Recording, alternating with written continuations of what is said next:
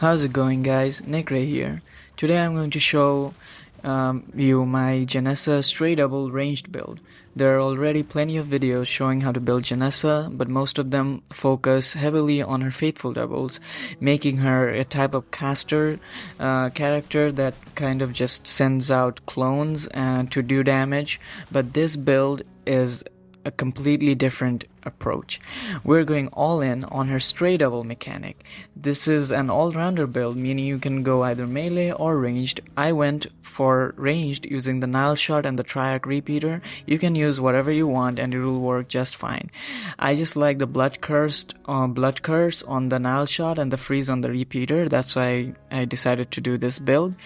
Now, if you're familiar with Genessa, you might be thinking that there is a major problem with this kind of build, and that is survivability. Normally when Genessa dies, she enters her stray double state instead of becoming the Harbinger. But you're already on stray double mode as part of this build by default. So how do you increase the survivability? There's a talent that takes care of that, which is called Mirage. At max level, when you take a fatal hit, your clones tank that hit for you instead, preventing you from dying. But there's a lot of things about this talent and the stray doubles that the game doesn't tell you. While in the casting animation of the stray double, you get iframes, and when both of your clones die, the skill cooldown gets reset. And if you have the resolve, you can cast it again instantly and rinse and repeat. It's honestly really broken, and I think it will get nerfed, but till then, you can have this build, you can enjoy this build. And on top of that, when Mirage activates, when one of your clones tank the hit, a fatal hit that would have killed you, the enemy that did the fatal hit gets knocked back, and this knockback works on bosses too. It works on most bosses except for the huge ones, right? Like the super inhumanoid ones, the ones that are really like monstrous. It doesn't work on them, but every humanoid boss, it works on it. I have tested it myself and I can tell you it works on it. It works on it, right? If it looks like a fucking human, it will get stunned. It will get knocked back, right? And this hidden mechanism is exactly why this build works, and this build is not as much of a glass cannon as you might think it is, right? I'll demonstrate what I'm talking about later in the gameplay section of this video, right? So with that out of the way, let's get into the actual build. For talents, this is actually primarily an endgame build, so you'll need quite a bit of shell points to make everything work properly. Prioritize talents that mention stray doubles in the description. First up, we have Catalyst, put 3 points into this. Then we have Instigation, which get 4 points. Weak is an effect that reduces the damage from enemy attacks, giving us additional survivability, and Fragile stacks give us a nice damage boost. Next is Communion, put 4 points into this. And this is one of the talents that makes the ranged version of this build possible, because your clones deal double the range damage that you do, a whopping 200% damage. For some quality of life, we will take Causality, put 3 points there. The reason we're not getting maxing this out is that the additional Sidearm infusion chance going from 25% to 35% isn't really worth it, but you can try it out yourself. Next is Alternation. This is the second most important talent in this entire build. Put 3 points into this. Alternation allows you to remain in stray double mode by default, and it also increases the amount of time your clones stay active. And finally, we have the centerpiece of this build, Mirage. Max this out at 3 points. This is what gives the build its survivability, giving us those extra chances to survive their lethal hits. Now let's talk weapons. For my main weapon, I'm using the Black Needle together with the Zealot Stone Tarstone.